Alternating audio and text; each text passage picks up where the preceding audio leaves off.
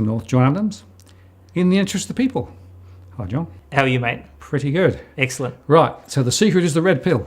Yes. So for people who are aware of the movie The Matrix from about 21 years ago, so there's a very interesting dichotomy between those who are trapped in the simulated world, the blue pill, what the mainstream media would tell you in our context about the mainstream economy and how everything is traveling, everything is fantastic, fundamentals are strong, etc. And then people who actually want a real assessment, a sober assessment about the economy, the politics, financial markets. You go to alternative media, and obviously we are one of the main channels in Australia who are casting light about the real state of the debt bubble, the household debt bubble, the foreign debt bubble, the state of politics, the inaction on a whole host of fronts where action needs to happen, and then a whole bunch of things that the mainstream media won't talk about, whether it's the cash ban, bail-in, deposit insurance that we just reposted recently, and a whole host of other complex topics that the public should be informed about, but they're not. Sure. And we've had a few issues because of the position that we've taken. Yes. So we've had issues with some of our videos around demonetization with YouTube.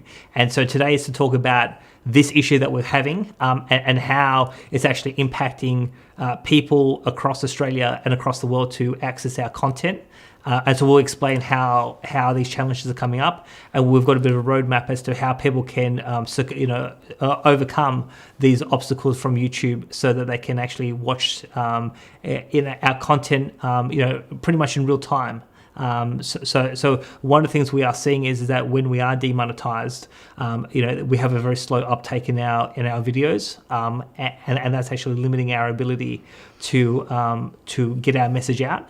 And so we can talk about how people can be better informed in real time about when we post and the topics we're posting about. Yeah, and just to be clear, when we talk about demonetizing, we're talking about individual videos, right? So it's not the whole channel. That's right. It's just some videos when we actually post them. Essentially, for various reasons, we don't get the YouTube algorithms working in our favor, which means that people may not know about the videos.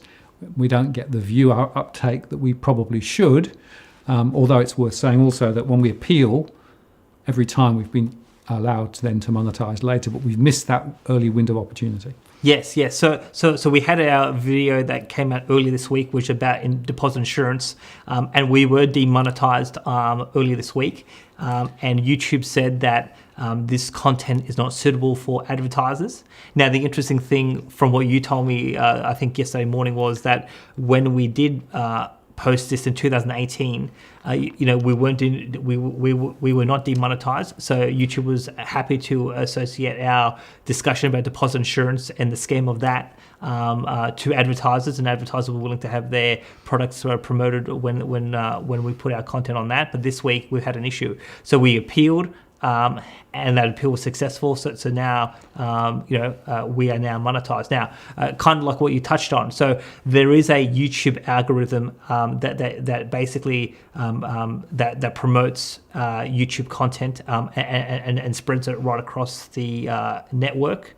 And so one of our objectives when we put a new video out is to make sure that our content is picked up by this algorithm that we're posted, that is spread right across YouTube, so more people get to watch our content.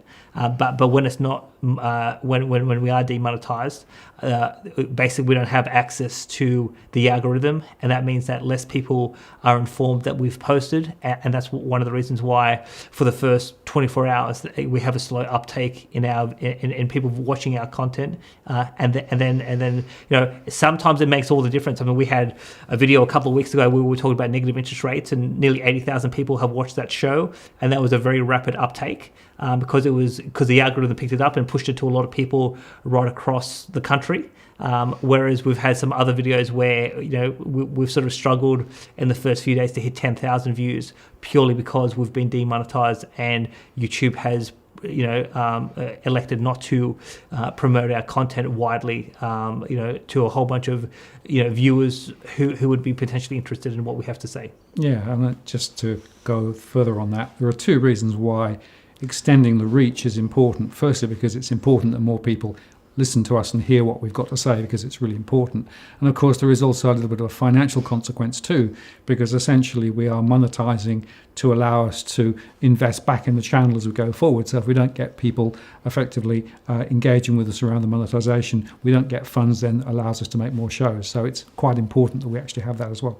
Correct. So in terms of the YouTube algorithm, so I'll just spend a little bit of time on this. So I'll just put we'll just put something up on the screen for people to look at. So basically, the YouTube algorithm helps promote content basically around the following areas: around search results, in the recommended streams on your YouTube homepage, in trending streams, in channel subscriptions, and in notifications. So this is why this. So these are the key points where a lot of people tend to watch YouTube content, and this algorithm helps push videos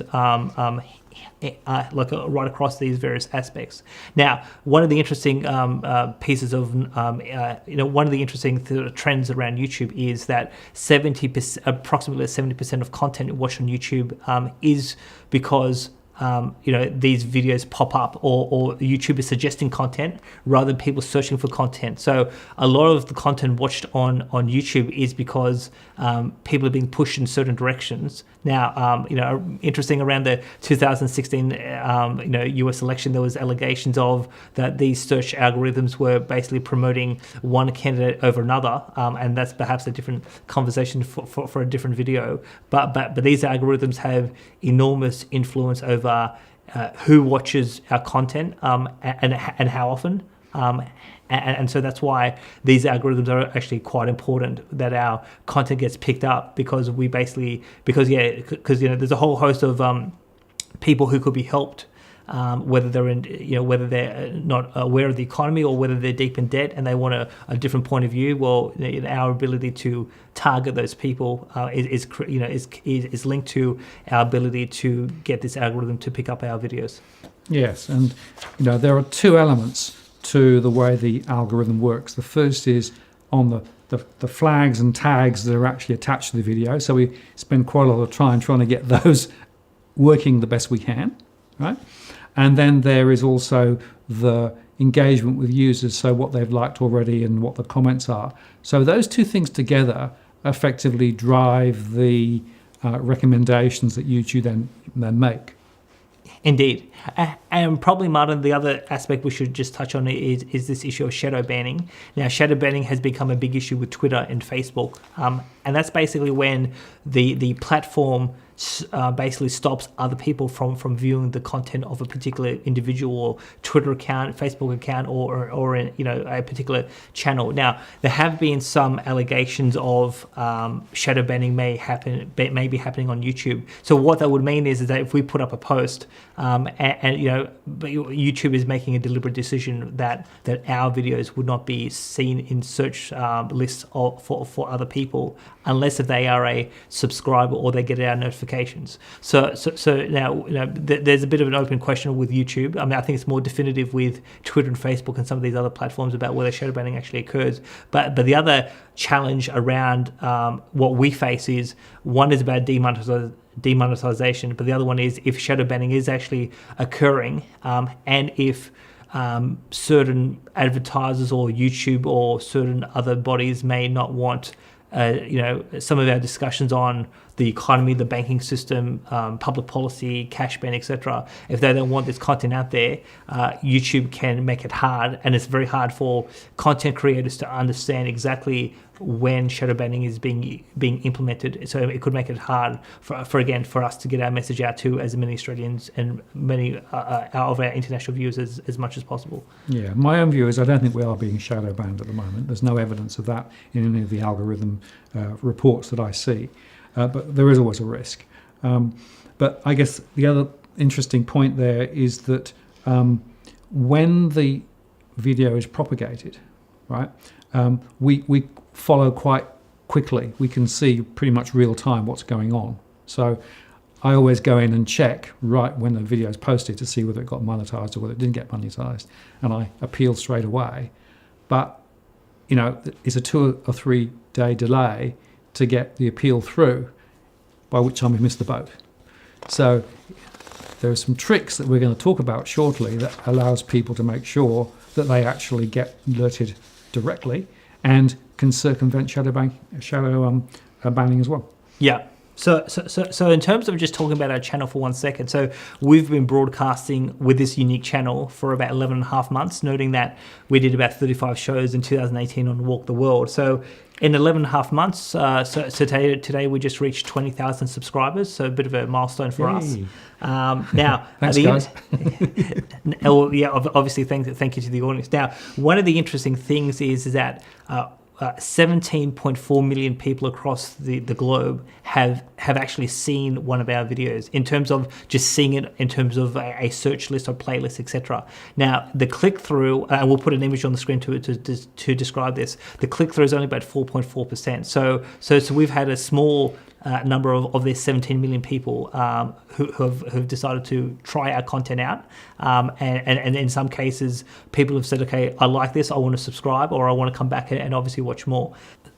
Martin, the other thing I should say is that of the 17.4 million people who have watched and seen an image of one of our videos in some of their search functions on YouTube, we've had 767,000 views in terms of our videos. Now, a lot of these views are people who are our repeat followers, our consistent followers, but it is also an indication that we do have a lot of people who come in and out of the channel, and they may pick and choose what sort of videos that they may wish to see. So we've had a lot of people who who have accessed our content so far. So that's obviously a very good sign.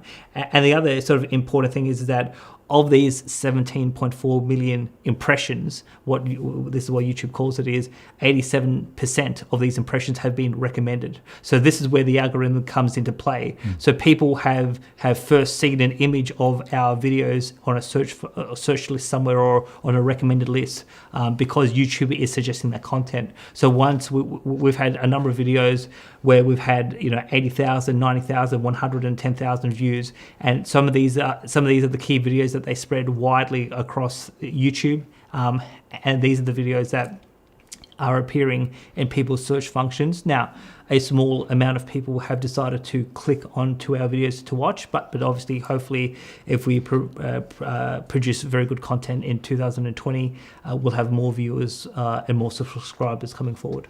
Yeah, and those conversion ratios are actually pretty much middle of the road for typical YouTube. So one of the things that YouTube does is to actually give an illustrative range of the sorts of conversion ratios you get. So we're doing pretty well based on how the YouTubes are tracking at the moment.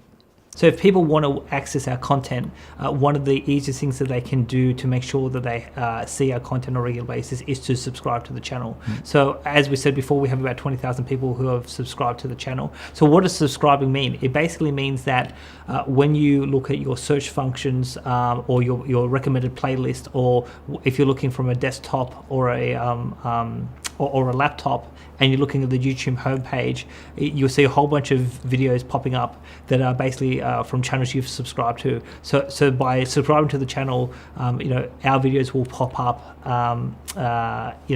Will pop up for you to know that we have new content that we've posted on the channel. Now, when you go into YouTube. Yes, when you go into YouTube. Correct. Yes. Now, one of the interesting things is that according to the YouTube analytics, over the life of the channel, 68.8% of those who have watched our content are not subscribers. Now, I think slightly over time, because these statistics are based from when we first started, which was no subscribers, to now. So over time, I think maybe this number has sort of changed a little bit. But over the lifetime of the channel, nearly 70% of people who watch our content are not subscribers, and so this could be also another reason why when we get demonetized, our views get hit quite a bit because people don't know that we have actually posted new content. And that not subscribe ratio of 68.8% is way higher than on the DFA channel, and it's way higher than many other YouTube channels. So we have a lot of people who've listened to our stuff but haven't subscribed. So it is worth saying, guys, do subscribe. Yes, Yes, and obviously, like we said, if you subscribe, our videos will pop up, in a whole bunch of areas around YouTube, and so you get, more information about our new content that we will be putting out, throughout 2020. Now, the other thing that people can do is to enable notifications. So notifications is, for example, when I watch a lot of YouTube from my smartphone, from my iPhone. So when Martin puts up a new show in the interest of the people, I get something popping up on my phone saying a new show has just been loaded up. So basically, that requires a two-step process. And Martin, do you want to explain what that two-step process is for our viewers? Yes, and it's not complicated, but a lot of people haven't quite got their head around it, right? So the first thing is that YouTube needs you to turn on notifications from YouTube, right? So that's the really important part, because whilst you can actually turn on notifications for the particular channel, ring the bell in other words, right? You won't get any messages unless you've also turned on notification from YouTube as well. Now that is not in the channel, that's actually to do with your own profile on YouTube, right? Whereas ringing the bell for interest of the people is actually channel specific. Yeah. So just putting some new statistics. Look, we'll put it up on the screen. So basically, we can see about 20%, roughly about 20% of our subscribers have hit the bell for our channel. And so that works out to be about 4,000 people. But of those 4,000 people, around 2,800 have actually gone into their YouTube settings and actually have enabled all notifications to allow them to basically be notified either through some sort of popping up something on YouTube if you're on your laptop, desktop, or in terms of your phone, your smart device, etc. So we have about 1,200 people who have hit the bell but haven't actually enabled notifications in their home settings, and so they're not getting actually alerts to say that we have new content being posted. So if people want to know in real time, is there a new show on today? Basically, the easy thing to do is to not only subscribe, but to actually ring the bell, go into your YouTube settings, enable notifications, and then if you have a smart device, that smart device will tell you in real time when a show has been posted live on the channel, and you get basically instant access to our content. And so compared to the average performance for an average YouTube channel, we're doing reasonably well in terms of what percentage of people are enabling notifications and hitting the bell. But obviously, one of the ways that we can get around this issue of demonetization and lacking access to the YouTube algorithm is if more people have their smartphones buzzing saying a new show is up there. Well, if you get that notification, more people are more willing to obviously watch our new show. So this is another way to escape from the matrix, as in the simulated fake world, is by subscribing and then hitting the notifications, and then you will have more access, and you'll be alert to what we have to say, throughout January. But also, obviously, and January is going to be important as we get to the hearing on the 30th of January with the cash ban, and then going into what Parliament does in early February. But also, we have some other big things to talk about throughout the year. Yeah, and I think it might be worth just saying, John, that the reason we're still on YouTube, right, is because of the reach of YouTube relative to other platforms that are around, and the fact that we can still generate some revenue, not a lot, but some revenue from the channel, which helps to cover the cost of the production, right? Yep. And that's one of the reasons why we are on YouTube. If things got really bad, we've got alternatives, but at the moment, our strategy is to use YouTube as our primary distribution channel. Yes, and one of the things that I think it's fair to say is you and I off camera have done a bit of a scan and looking at the potential other sort of channels, looking that are talking about the things we talk about, from economics to politics to financial markets, etc. And so when you look at alternative media platforms in Australia talking about these sort of topics, we tend to get the highest ratings on a more consistent basis. So there are other people out there doing great work, but I think, without blowing our trumpet too loudly, we're probably the leading channel, and we've had definitely the most impact. When we look at the RBA changing the website around our shows about gold, the whole issue around the cash ban, the Senate inquiry, I mean, we got that up. A whole host of other sort of key topics where journalists and politicians come to watch our content, and we've had a couple of politicians in 2019 come and share their thoughts, whether it's about Western Australia or whether it's Malcolm Roberts about the cash ban itself. And so we're obviously hoping to bring on more influential people in 2020 to talk about a whole host of important topics as the economy gets more dicier, and so this is one of the reasons why people like to continually come in and see what we have to say. Yeah, and we've got a few other plans as well. We're thinking perhaps there might be some merch that might be there in the background as we go forward, and we might even create some more stuff around the community as we go forward too. There are some things that YouTube now offers which we haven't yet taken up, and we probably could do that as well as part of developing the channel. Absolutely. So John, thank you for that. I think it's really important, please, to everybody, if you haven't subscribed, subscribe. If you haven't turned on notifications, turn on notifications, and make sure that YouTube is also notifying you so that you can follow us whether we're demonetized or not on a particular video. Of course. And so, by doing all those things, this gives you the best way to ensure that your mind is free of the matrix. Yep.